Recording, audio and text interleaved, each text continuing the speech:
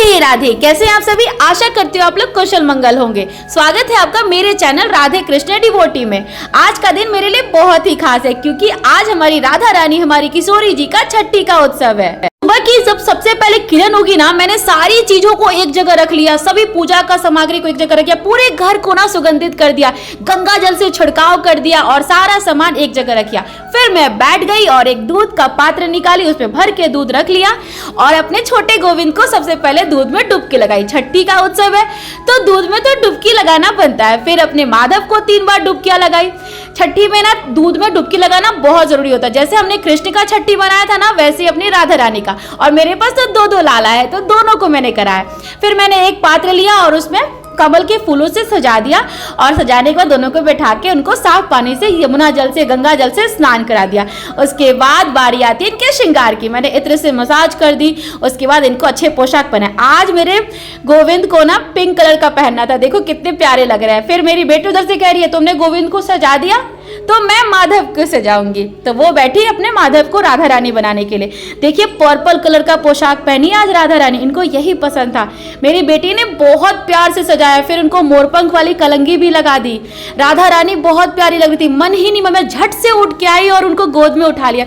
इतनी सुंदर, इतनी मनमोहक, मतलब इनके ऊपर से नजर ही नहीं हट रही थी, इतनी प्यारी लग रही थी।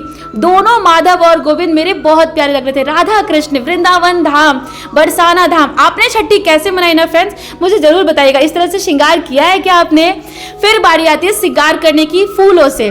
मैं आज बहुत सारे फूल लेके आई थी, गुलाब का, कमल का, सूरजमुखी का फूल और गेंदे का फूल। मैंने सोचा कि आज इनका छठी उत्सव है तो दोनों को फूलों से भर से श्रृंगार करूंगी, बहुत अच्छे से श्रृंगार करूंगी। मैंने देखिए इनके चारों तरफ ना रोज का फूल, कमल को, अब कमल पता बंद होता है तो इसको कहते हैं ना कि कमल को हमेशा खिला करके अच्छे से तब सजाना चाहिए। आप देख सकते हैं मैंने चारों तरफ से राधा रानी और कृष्णा के बगल बगल में पीछे साइड कमल के फूलों से श्रृंगार कर दिया। जब भी मैं मार्केट जाती हूँ ना, खासकर राधा कृष्ण की बारी आती है, मतलब मेरे इन दोनों के त्योहारों की बारी आती है ना, तो मैं टोकरी भर के फूल लेके आती हूँ। मन ही नहीं मानता, लगता है ना सारे फूल ना बटोर लूँ। फूल मुझे बहुत पसंद है, इनका श्रृंगार करने का हमेशा मैं श्रृंगार करती हूँ। फिर बारी आती है भोग लगाने की। तो मैं आज इनके लिए चावल बनाई थी, दाल बनाई थी, अरबी की सब्जी बनाई थी और बहुत सारे फल लेके आई थी। 8 तरह के फल लेके आई थी, अनार वगैरह, कीवी वगैरह, ड्रैगन फ्रूट्स वगैरह, सारे फल को मैं इनके पास रख दी। और सभी फलों में, सभी भोगों में, जितना भी भोग बनाई थी सभी में मैंने तुलसी पत्ता डाला और कुछ मिठाई भी लेके आई थी। देखिए इस बार मैंने खीर वगैरह नहीं बनाया क्योंकि राधा रानी का जब जन्मदिन था ना तो मैंने खीर बनाया था, तो लगा कि क्या एक ही चीज बार बार खाएंगी, तो मैं कुछ स्पेशल ये छेना टेस्ट लेके आई। मेरी राधा रानी को बहुत पसंद है छेना टोस्ट। उसके बाद सारे भोगों में मैंने तुलसी पत्ता डाल दिया और एक एक करके अपने दोनों माधव और गोविंद यानी राधा कृष्ण, आज मेरे माधव माधवी बने हैं ना, राधा बने, दोनों को अपने हाथों से खिलाया। बहुत आनंद आ रहा था ना ये सब करने में। आप लोगों को ये सब कैसा लगता है फ्रेंड्स? आप लोगों के घर में अगर होंगे ना तो आप कैसे करते होंगे ना, मुझे प्लीज बताइएगा। बहुत अच्छा लगता है, ऐसा लगता है ना खुद के बच्चे हैं, खुद के, मतलब लगता ही नहीं है, भगवान तो है ही, क्योंकि भगवान का ये रूप है, भगवान है ही। चाहे हम कितना भी बच्चा मान लें तो भगवान तो हमेशा रहेंगे। लेकिन बहुत आनंद आता है ये सब करके। फिर बारी आती है पान खिलाने की।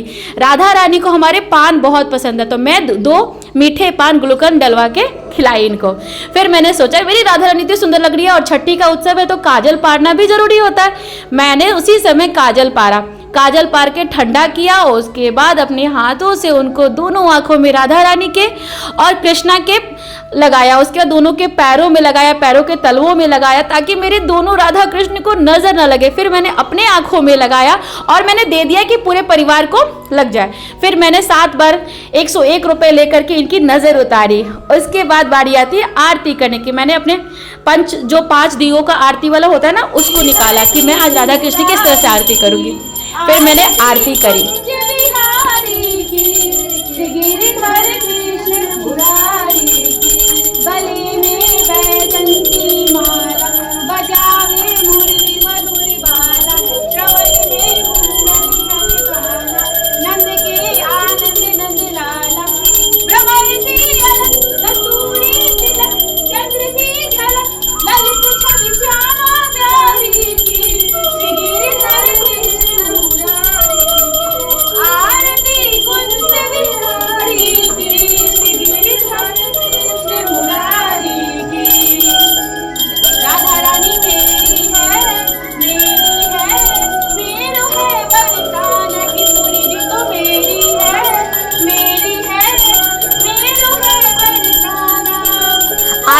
के बाद मैंने खूब सारा जय जयकारा किया। मेरी मम्मी थी, मेरी मौसी आई थी और मेरी 2-3 बहनें आई थी, मामा की लड़की। बहुत अच्छा लग रहा था। फर्स्ट टाइम ऐसा हुआ ना, राधा अष्टमी में सिर्फ मम्मी आई थी। फर्स्ट टाइम ऐसा हुआ ना, राधा रानी का छठी कितना विशेष हो गया ना। बहुत सारे लोग आए, पूरे घर में रौनक ही आ गया। हमारी जब से माधव आए ना, तब से ऐसे भी घर में बहुत रौनक आ गया, क्योंकि हमारे पास 2-2 लाला हो गए। और जब फैमिली आती है ना, कोई भी त्योहार ना फैमिली से पूरा होता है। तो इस तरह से हमने आरती करी और बहुत सारा भजन कीर्तन किया। इसके बाद जब आरती वगैरह हो गया ना, तो हमने सोचा चलो हमारे लाला और लाली दोनों खा लें। तो उसके बाद हमने भी प्रसाद पाया। वृंदावन धाम की, राधा रानी की, किशोरी जी की, मथुरा नरेश की, श्री जी की जय। आप वीडियो में देख सकते हैं कि आज मैंने येलो रंग की साड़ी पहनी है। एक्चुअली ना राधा अष्टमी के दिन मैंने ब्लू रंग की साड़ी पहनी थी, तो सोचा कि राधा रानी के छठी के दिन जब मेरे लाला और लाली भी ब्लू नहीं पहन रहे, तो फिर मैं क्यों पहनूं ब्लू, मैं भी येलो पहन लेती हूँ। तो राधा रानी की छठी के दिन हमने इस तरह से सेलिब्रेशन किया। मैंने येलो रंग की साड़ी पहनी और मेरी बेटी ने सूट पहन रखा था। और मम्मी और मौसी तो साड़ी पहनते ही हैं, वो लोग तो हमेशा साड़ी पहनते हैं। और पता है फ्रेंड्स, मेरे राधा और कृष्ण के पास ना 2-2 4-4 ब्लू है, मगर एक भी नई ब्लू नहीं है, सब पहन लिया था। फिर हमारे मम्मी और मेरे मौसी लोग और सारी बहनें आके बैठ गई और हम लोगों ने खूब सारा भजन कीर्तन किया। इस तरह से मेरी मम्मी बहुत खुश होती है राधा रानी का। देखिए मैं अपनी साड़ी दिखा रही हूँ। मेरी राधा रानी को ना नथ बहुत पसंद है ना, वो नथिया बहुत पहनती है। तो मैंने सोचा मांग टीका नहीं पहनूं, चलो आज नथिया पहन लेती हूँ। तो मेरी नथिया कैसी लग रही है फ्रेंड्स, मैं इस लुक में कैसी लग रही हूँ ना, कमेंट में बताइएगा। और ये देखिए मेरा नृत्य, मेरी राधा रानी से ना बहुत प्रेम है, तो उनके लिए मैं नृत्य प्रस्तुत कर रही थी। मेरी मम्मी तो थोड़ा बहुत हंस भी रही थी मेरे ऊपर, लेकिन जब मैं भक्ति में होती हूँ ना, तो मुझे कुछ भी याद नहीं होता। कौन मुझे देख रहा है, कौन नहीं देख रहा है, कौन क्या कहेगा, कुछ का होश नहीं रहता, बस राधा कृष्ण राधा कृष्ण।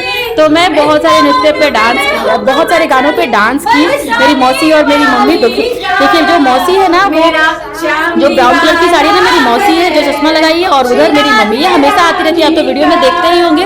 और मैं अपनी राधा रानी के लिए बहुत सारा गाना गा रही थी, बहुत सारा डांस कर रही थी।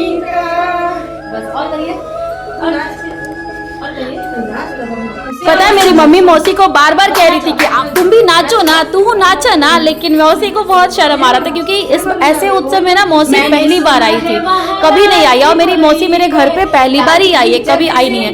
ये मेरा सौभाग्य है कि राधा रानी के छठी के दिन मेरी मौसी आई है। और ये देखिए मेरी बहन, ये मेरे मामा की लड़की है, दूसरी मेरी मौसी की लड़की है, ये लोग भी सब आए हैं। देखिए आज मेरा घर पूरा खिल गया, मतलब भर गया। मैं सभी को प्रसाद खिलाई थी। मैंने पता है 2-4 लोगों को नहीं, सभी को, जितने लोग आए थे ना, सबको मैंने प्रसाद खिलाया। सब लोग खाया, बहुत तारीफ भी किया कि प्रसाद बहुत अच्छा लग रहा है, बहुत प्यारा लग रहा है। फिर ये देखिए मेरा भाई भी आया था, मामा का लड़का है, ये बोला कि मैं उठाऊंगा राधा रानी को। फिर ये उठा करके ना, शाम हो गया था, तो हमने सोचा कि चलो अब इनको झूला झुलाते हैं। तो राधा और कृष्ण को दोनों को यही उठा के लाया और झूले पे बैठा दिया। इसको बहुत आनंद आ रहा था कि मैं कभी छुआ नहीं हूँ, तो फर्स्ट टाइम तो उसको भी फील करने मिला, चलो तू ही उठा ले। फिर मैंने इनको झूला झुलाया। इस तरह से सबने मिलकर के झूला झुलाया। मैं इस समय ड्रेस चेंज कर ली थी फ्रेंड्स, क्योंकि खाना खाने से पहले ना मैं चाहती थी खोल दूं, क्योंकि बहुत सुबह से मैच पहन के ना सारा भोग ना मैंने साड़ी पहन के ही बनाई हूँ। इस तरह का हमने अपना छठी का, राधा रानी के छठी का उत्सव मनाया। करते करते कब 8 बज गया पता ही नहीं चला। फिर मैंने अपने लाला और लाली को शयन करा दिया। ये था हमारा छठी का उत्सव। अगर आपको अच्छा लगे, मेरा भाव अच्छा लगे, तो एक लाइक कर दीजिएगा और चैनल को सब्सक्राइब कर दीजिएगा। राधे राधे।